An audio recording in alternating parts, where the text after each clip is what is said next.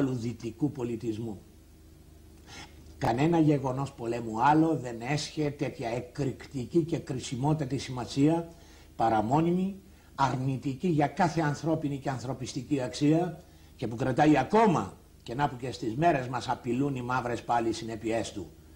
Και δεν εννοώ απειλές από τους Τούρκους, εννοώ την είδηση που δημοσιεύτηκε ότι λέει ούτε λίγο ούτε πολύ σκέπτονται ή θέλουν να κάνουν ξανά τζαμί, λέει, την Αγία Σοφιά.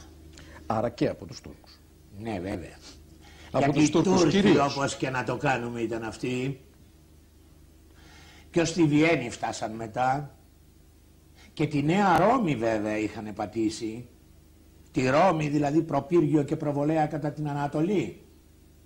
Και τέτοιο φοβερό για όλους κλειδί της Ευρασίας είχαν αρπάξει, που διπλαμπαρώνει το βορρά της να ασφικτεί απάνω από τη Μαύρη Θάλασσα, που φυλακίζει την Ανατολή στο δύσκολο εαυτό της, γιατί αδιαπέραστη πολιτιστικά είναι οι Τούρκοι. Και πάνω από μισή χιλιετία η Ευρώπη δεν μπορεί όλο αυτό να το αναιρέσει.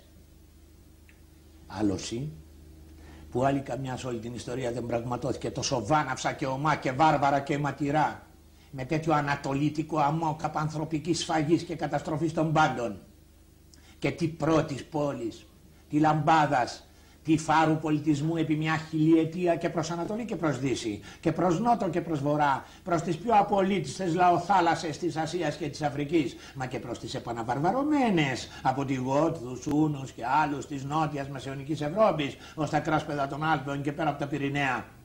Και την πυρπόληση, τη αφανισμό κορυφαίων ανθρώπινων ποιοτήτων, δημιουργημάτων, κειμένων της ελληνικής αρχαιότητας, της μήτρας του δυτικού πολιτισμού, κατάφεραν μες στην άλωση εκείνη, σε μια μέρα, σε 3 μέρες και επί 5,5 μετά αιώνες συνέχεια, και ακόμα επαπειλούν και δεν θα πάψουν.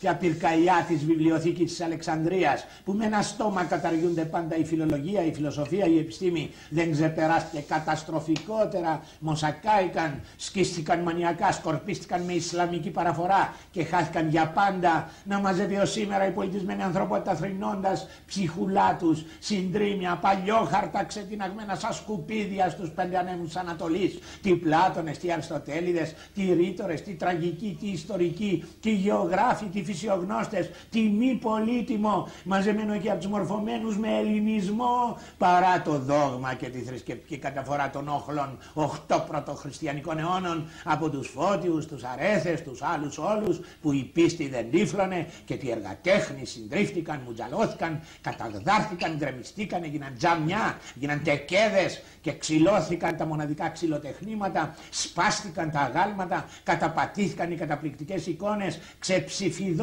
μια ψηφίδα με το σκεπάρνι, τα υπερφυή ψηφιδωτά, και ως πριν λίγα χρόνια ταξιδιώτες βλέπαν άξαφνα χρωματιστές ψηφίδες σε σωρούς χυμένες σκουπιδιών έξω από μνημεία βυζαντινά να αστράφτουν. Χάθηκε τέχνη ανεπανάληπτη εκεί. Χάθηκε πνεύμα ελευθερωτικό του ανθρώπου, καταδιοκτικό του απανθρωπισμού, φωτιστικό της συνείδησης και με τη μίσος κατά παντός ανώτερου, με ειδονή του τυφλού κατώτερου, που θριαμβευτής πια ορμάει στη λαγνία της αποχαλήνωσης των πιο πρόστιχων ροπών του και παθών. Αυτό είναι το θέμα. Και όχι δικό μας μόνο σαν Ελλήνων και σαν πολιτισμένων. Δεν είναι απλώς το τι χάσαμε εμείς και από ποιο λουτρό αίματος γεννηθήκαμε. Είναι θέμα που αφορά όλη την Ευρώπη, και το λέω παρακάτω, και να αφήνει η Ευρώπη την υποκρισία, την οποία ίσως έκτοτε κρατεί, ακόμα δεν έχει υπογραμμιστεί στους χώρους της επιστήμης και στους χώρους της φιλολογίας και στους χώρους της λογοτεχνίας, η σημασία της άλωσης ως γεγονότος που αφορούσε και έπληξε την Ευρώπη, απειλώντας την καρδιά της και ακόμα την πλήτη.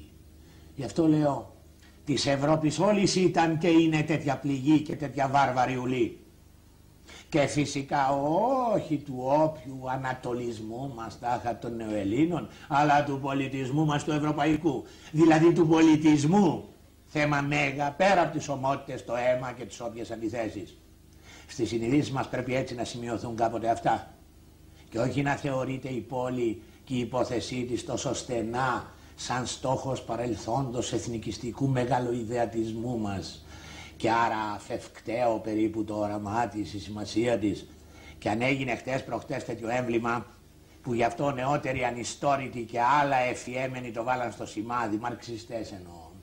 Δεν πρέπει μάλιστα σήμερα που κατεξοχήν μας χρειάζεται η γνήσια πολιτισμική μας ταυτότητα εκεί να μένουμε στα συμπλέγματα που καλλιεργήθηκαν προς εθνικισμό ή αντίθετα επιδέξια προς άλλα δήθεν πιο έμπεδα και πραγματιστικά. Έμπεδο και ρεαλιστικό είναι να υπάρχεις με κατάφαση σε αυτό που είσαι και με πράξη νοήμωνα μες στον κόσμο. Ποια Ελλάδα και ποιοι νεοέλληνες μπορούν να σταθούν σοβαρά παραπέρα χωρίς ενεπίγνωστη και ενεργητική την αληθινή τους ιστορική ταυτότητα, χωρίς βαθιά κατοχή των αξιών, των ουσιών, των ποιοτήτων της. Πολιτισμός είναι αυτός που επλήγει και δεν είναι δικός μας μόνο. Αυτή είναι η θέση.